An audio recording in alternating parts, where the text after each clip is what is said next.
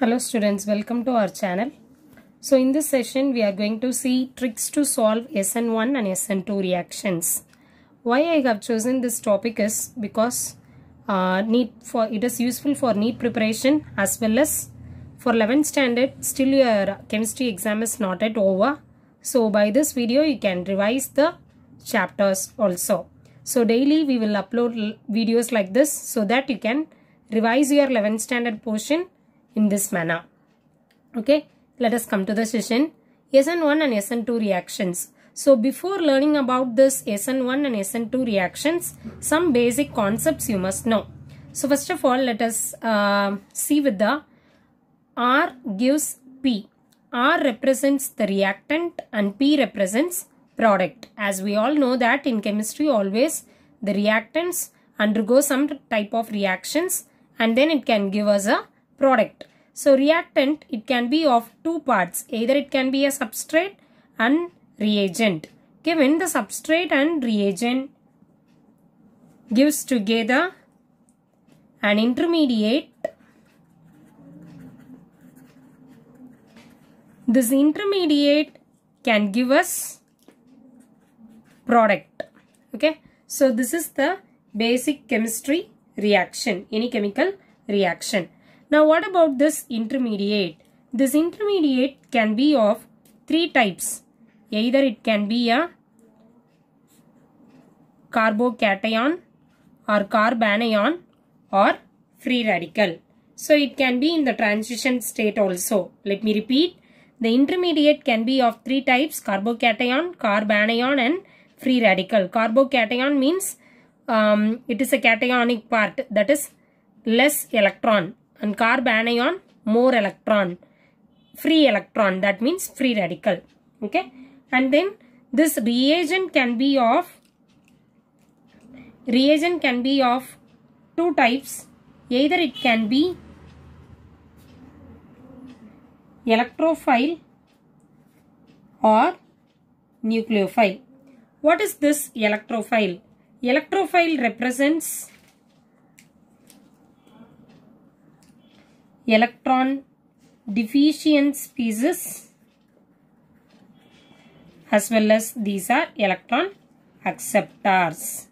Whereas nucleophile means it is electron rich compounds, electron donor.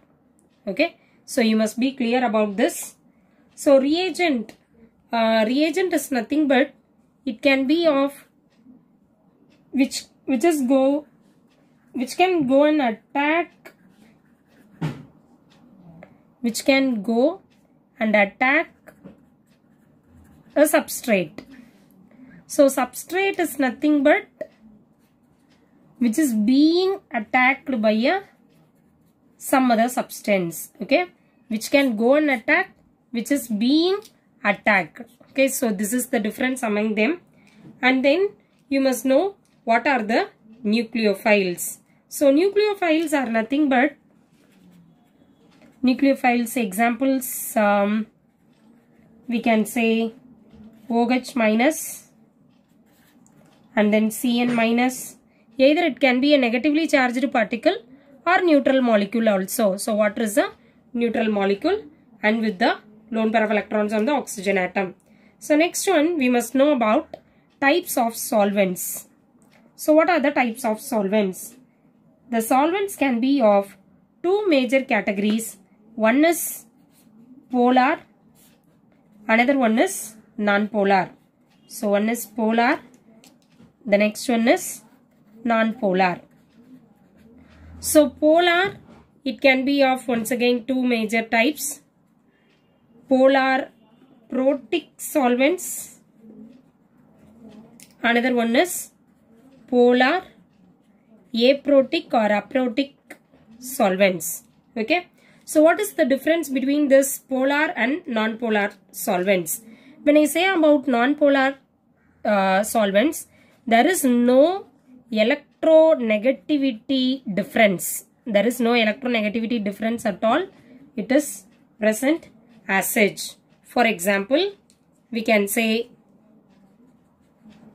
hexane, cyclohexane, benzene. All these are examples of non-polar solvents. What about polar solvents? So polar solvents have the electronegativity difference. So electronegativity difference is possible for polar solvents. What about this polar protic solvents?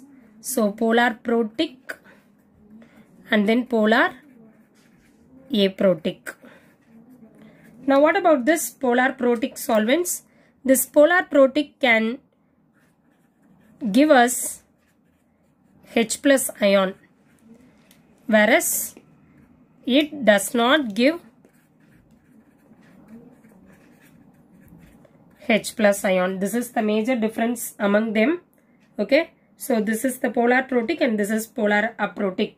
So for polar protic, we can see the examples of water molecule. When I say about water, we know that it can give us H plus and OH minus ion. And then let us have an example of any alcohol. It can be removed as H plus and RO minus. Okay, alkoxide. This ion name is alkoxide. And then we can have an example of acetic acid. So acetic acid is CH3COOH. So it can also give us H plus and CH3COO minus. This is nothing but acetate ion. So in all these cases, I can see that H plus ion can be liberated. So whenever H plus ion liberated, it is called as polar protic solvents. Okay. And then what about this polar aprotic solvent? It does not give H plus ion, isn't it? So I can have an example of acetone. What is the molecular formula of acetone? CH3, C double bond O, CH3. And then I can have dimethyl sulfoxide, DMS, CH3, S double bond O, CH3. And then you can have an example of DMF. DMF means HC double bond O, N, CH3, dimethyl formamide. It is formamide, that's why DMF. And then DMA. DMA means dimethyl acetamide. CH3, C double bond O, N, CH3, CH3. So all these are the example of polar aprotic. So in polar aprotic, the main point is it does not give H plus ion. So acetone, DMS, DMF and DMA are the best examples for polar aprotic solvents. Now let us comes to the point of SN1 and SN2. This is the basic concept of SN1 and SN2 reactions.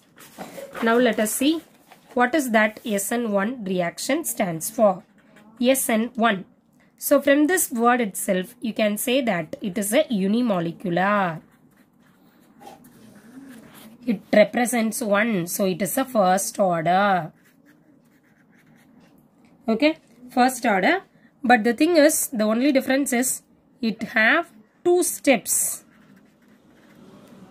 Okay.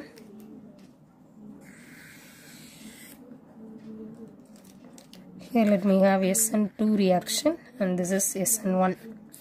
Let us see as a comparison. Okay. So when I have SN2 reaction, the SN2 reaction means it is a bimolecular and then it is a second order reaction. It is a single step process. Okay, it is 2 steps whereas here it is only single step. Okay, unimolecular nucleophilic substitution reactions. Let us have an example of carbon. We know the valency of carbon is 4. So always try to write it as a tetrahedral manner. It will be easier for you also. Okay. So the molecule is like this. Now the nucleophile is going to attack. So as I mentioned in the last sheet, the nucleophile, the reagent, this reagent can go and attack the substrate. So what is the substrate here? This is the substrate. Whatever the nucleophile I am choosing, that is what the reagent here. Okay. Now this is the substrate. Now this substrate is going to be attacked by the reagent nucleophile. Okay. So nucleophile, some of the strong nucleophile can only attack this carbon directly. We have so much of weak nucleophiles, so that the weak nucleophile cannot attack this carbon directly.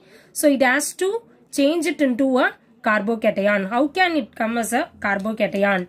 These are two bonded electrons. If these bonded electrons are towards this, then it becomes a plus, isn't it? So I can have a carbocation like this. And then here X minus. So this is nothing but carbocation. Now this carbocation. So this is the first step. This is step 1. What will happen in the step 2? Now your carbocation CrHd. This carbocation is going to be attacked by the nucleophile. So this nucleophilic attack can be of two types. Either it can attack the carbon directly, or it can attack the carbocation in the back side also. Okay, this is front side, front attack, and this one is back side attack. Okay, so what will the product you will get? If it is a front side attack, then I can have a product like this. So this is for front side attack. If I have a back side attack of a nucleophile, then I can have a molecule like this. Now this is nothing but back side attack. So now both of them together, when it is placed in the plane polarized light. So PPL is nothing but, it is a short form of plane polarized light. So when it is placed in the plane polarized light, it forms a racemic mixture. Okay, as we know that the racemic mixture means both of them are 50%, isn't it? So the clockwise rotation of 50% and the anti-clockwise rotation is 50%. So mixed together it forms a racemic mixture. So order of the SN1 reaction is also 1 and the molecularity also 1. It is directly proportional to the concentration of the any alkyl halide. Okay. So in this overall SN1 reaction, it is maximum applicable only for tertiary reagents, tertiary alkyl halides. Okay. So tertiary alkyl halide can easily undergo a SN1 reaction. Tertiary. I'll say you what is tertiary, secondary and primary all. Okay, next one is SN2 reaction. So SN2 reaction means the strong nucleophile can attack the same substrate. Let me have.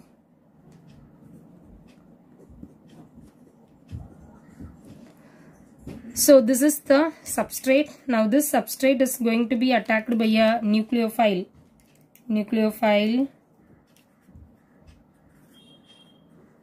Okay. Now this is attacked so that I can have nucleophile which is partially bonded to the carbon, and then this bond is partially leaving. So now this is the transition state. You just see the hybridization in all the molecule. Now this is, there are how many bonds there?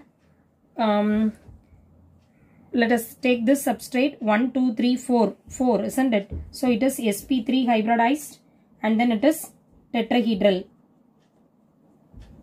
Okay. So the same thing I can write here also, sp3 tetrahedral.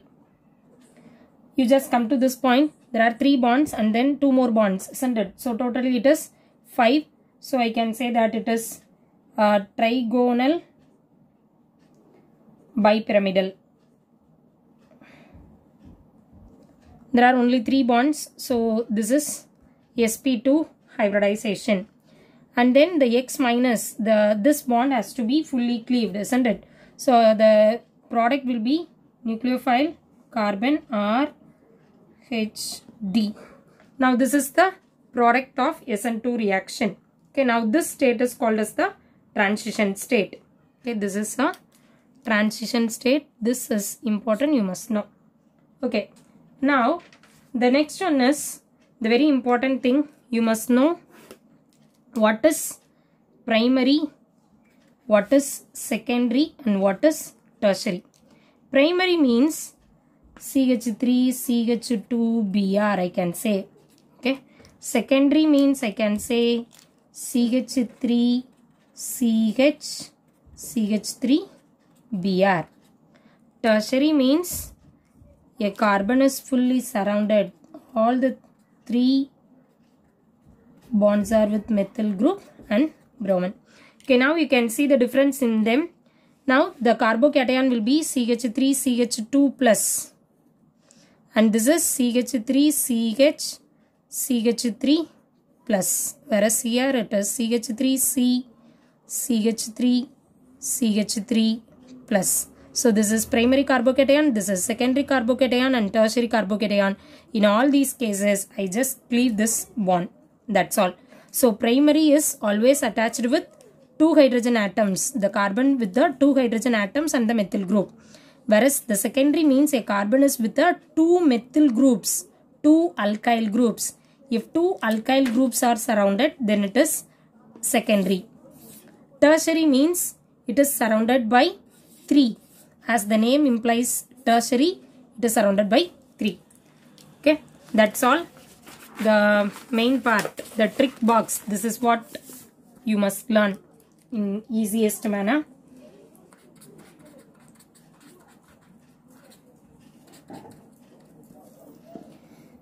Okay, alkyl halide. It is tertiary, secondary and primary for SN1 reaction. If it is for SN2, the order is reversed, primary, secondary and tertiary. Okay, next one is, so the reactivity of halide.